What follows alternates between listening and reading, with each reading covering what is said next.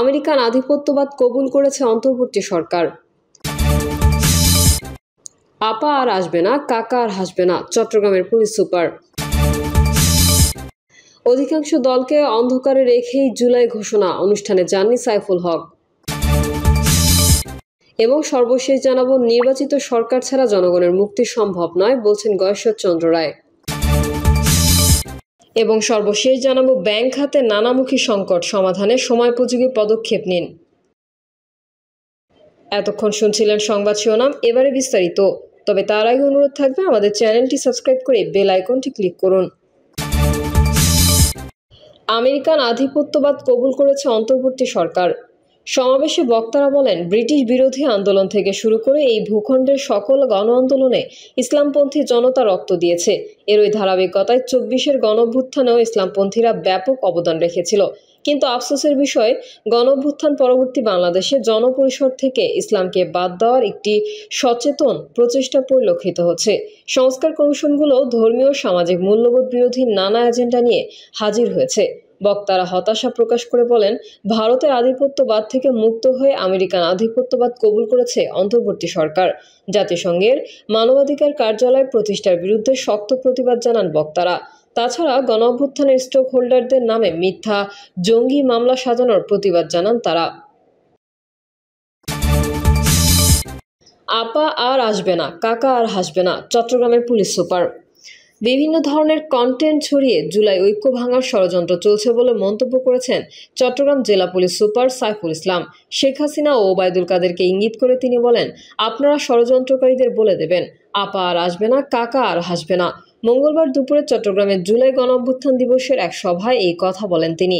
জেলা police super Saiful Islam বলেন, আমাদের ঐক্য যে বিনষ্ট করা হচ্ছে তা আপনারা খেয়াল করছেন না। আপনারা যদি এটা খেয়াল না করেন, শত্রুরা সুযোগ পেয়ে যাবে। শত্রুরা কিন্তু আবার আসার প্রস্তুতি নিচ্ছে। মনে করতে হবে, এটা তাদের সাইবার ওয়্যারফেয়ারের একটা অংশ। এই অংশকে আপনাদের প্রতিহত করতে হবে। সাইফুল ইসলাম বলেন, আপনাদের সঙ্গে আমরা যারা প্রশাসনে রয়েছি, তখন আমাদেরও কিন্তু একই পরিণতি বরণ করতে হবে। আপনারা যদি আপনাদের পরিণতি সঠিক চান, দেশটাকে যদি স্বাধীন ও সার্বভৌম বাংলাদেশ হিসেবে প্রতিষ্ঠা করতে চান, বহিঃশত্রুর আক্রমণ থেকে মুক্ত করতে চান, আপনাকে ঐক্যবদ্ধ হতে হবে। ষড়যন্ত্রকারীদের বলে দেবেন, আপা আর আসবে না, কাকা আর হাসবে না। সভায় চট্টগ্রাম রেঞ্জের উপমহাপরিদর্শক আহসান হাবিব বলেন, আইন শৃঙ্খলা রক্ষা করতে গিয়ে পুলিশকে অনেক সময় অনেক ধরনের কাজ করতে হয়। পুলিশের গুলিতে অতীতে যেই লোক মারা যাননি তা কিন্তু নয়, কিন্তু মানুষ সেগুলো মেনে নিয়েছে, ভেবেছে হয়তো পুলিশের কিছু ভুল ত্রুটি থাকতে পারে বা আমাদের কিছু ভুল ত্রুটি থাকতে পারে। কিন্তু এবারের গণঅভ্যুত্থানে পুলিশের যে ভূমিকা ছিল, আমরা যারা পুলিশে আছি আমরা অত্যন্ত ব্যথিত। ডিআইজি আরও বলেন, মুক্তিযুদ্ধের পর আমাদের মুক্তিযোদ্ধাদের কারো কারো মধ্যে কিছুটা পথভ্রষ্টতা দেখা গিয়েছিল। স্বাধীনতার পর তারা হয়তো সঠিক পথ পাননি, কাজ পাননি, এই জন্য হয়তো কেউ কেউ পথভ্রষ্ট হয়েছিল। এই আন্দোলনে যারা সম্পৃক্ত ছিলেন তাদের বলবো, এখনকার চেতনা কতদিন ধরে রাখতে পারবেন আমি জানি না, কিন্তু সেটা ধরে রাখেন, একটু পড়াশোনায় সম্পৃক্ত হন। অধিকাংশ দলকে অন্ধকারে রেখে জুলাই ঘোষণা, অনুষ্ঠানে যাননি সাইফুল হক।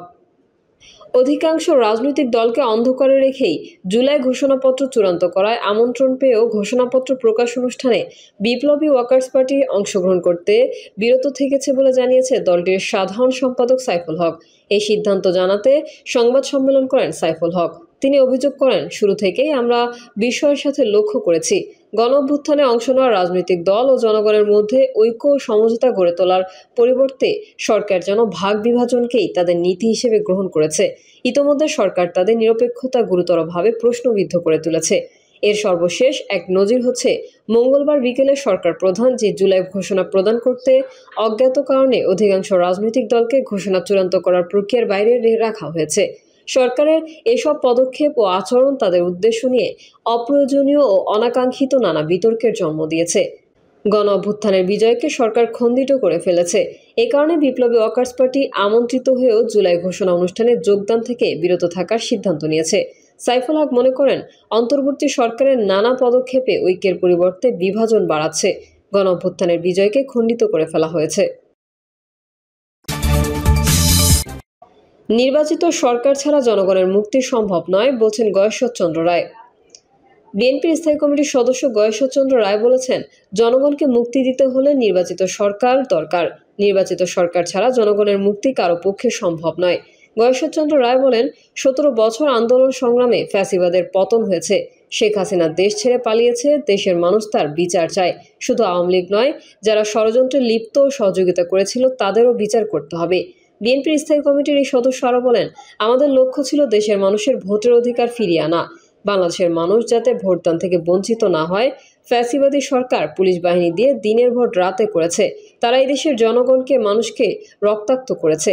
আজকের আনন্দের দিনে আমাদের বুকে ব্যথা ও যন্ত্রণা আছে। কারো ভাই, কারো বন্ধু আজ নেই। তারা এই দেশের মানুষের ভোটাধিকার ও ন্যায় বিচার প্রতিষ্ঠার জন্য জীবন দিয়েছেন। 17 বছরের ঘুষ দুর্নীতি এখনও চলছে দাবি করে গয়েশ্বর রায় বলেন, এখনও ঘুষ ছাড়া কোনো কাজ হয় না। অতীতে যারা অন্যায় করেছেন তারা পদচ্যুত হয়েছেন, অনেকে দেশ ছেড়েছেন। অন্যায়কারীকে বিচারের কাঠগড়ায় দাঁড়াতে হবে। অন্তর্বর্তী সরকারের প্রধান উপদেষ্টা অধ্যাপক মোহাম্মদ ইউনূসের উদ্দেশ্যে বিএনপির এই নেতা বলেন, আপনি নির্বাচন কখন দেবেন? নির্বাচন যত বিলম্বিত হবে তত বেশি ষড়যন্ত্র চলবে। আওয়ামী লীগ এখনও ষড়যন্ত্রে লিপ্ত। এই সরকারের দায়িত্ব অবিলম্বে নির্বাচন অনুষ্ঠিত করা। এই সরকার যদি ব্যর্থ হয় তবে জাতির ভবিষ্যৎ বলতে কিছুই থাকবে না। তাই অবিলম্বে অবাধ, সুষ্ঠু, নিরপেক্ষ নির্বাচন করতে হবে। সুষ্ঠু নির্বাচন করলে আমরা আপনাকে ফুলের মালা দেব। এর ব্যত্যয় ঘটলে আপনি কলঙ্কিত হবেন।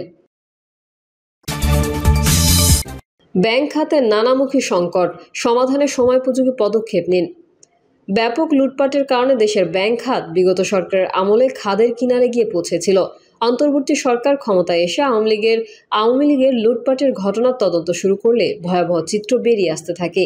বিগত সরকারের 15.5 বছর ব্যাংক খাতে বেপরোয়া লুটপাটে সৃষ্ট ক্ষত কৌশলে আড়াল করে রাখা হতো।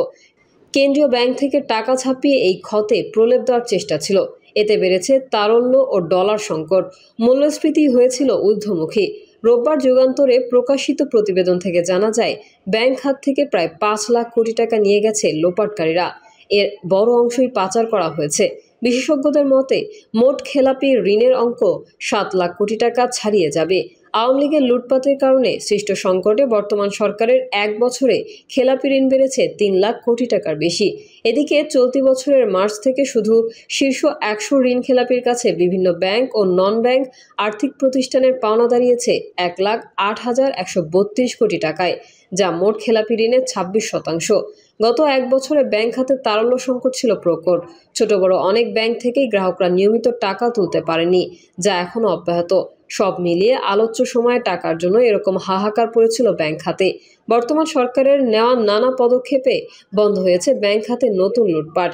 ব্যাংকগুলোকে অনৈতিক সুবিধা দেওয়ার প্রবণতাও বাতিল করা হয়েছে। ইতোমধ্যে পাচার করা অর্থ উদ্ধার নেওয়া হয়েছে বিভিন্ন পদক্ষেপ। দেশ বিদেশে কয়েকজন অর্থ পাচারকারী সম্পদ জব্দ করায় আশা করা যায় অন্য ঋণ খেলাপিরাও সতর্ক হবেন। ব্যাংক খাতের বিশৃঙ্খলা দূর করতে ইতোমধ্যেই নেওয়া হয়েছে নানা পদক্ষেপ। কেন্দ্রীয় ব্যাংক মনে করছে, এসবের সুফল পেতে কিছু সময় অপেক্ষা করতে হবে। লুটপাট ও অর্থ পাচার বন্ধ হয় ইতোমধ্যে ব্যাংক খাতে তারল্যের যোগান বাড়তে শুরু করেছে। দুর্বল ব্যাংকগুলো ঘুরে দাঁড়াচ্ছে। IMF-এর মতে ব্যাংক খাত পুনরুদ্ধার করতে কমপক্ষে 4 লাখ কোটি টাকার প্রয়োজন হবে। কেন্দ্রীয় ব্যাংকের হিসাবে একীভূতকরণের তালিকায় থাকা 5টি ব্যাংকে সচল করতে আগামী 1 বছরের মধ্যে 2 লাখ কোটি টাকার প্রয়োজন। প্রিয় দর্শক, এই ছিল এখনকার সর্বশেষ সংবাদ। আপডেট সহ সংবাদ পেতে চ্যানেলটি সাবস্ক্রাইব করে বেল আইকনটি ক্লিক করুন। কমেন্টে আপনার মতামত জানিয়ে আমাদের সাথেই থাকুন। ধন্যবাদ সবাইকে। আল্লাহ হাফেজ।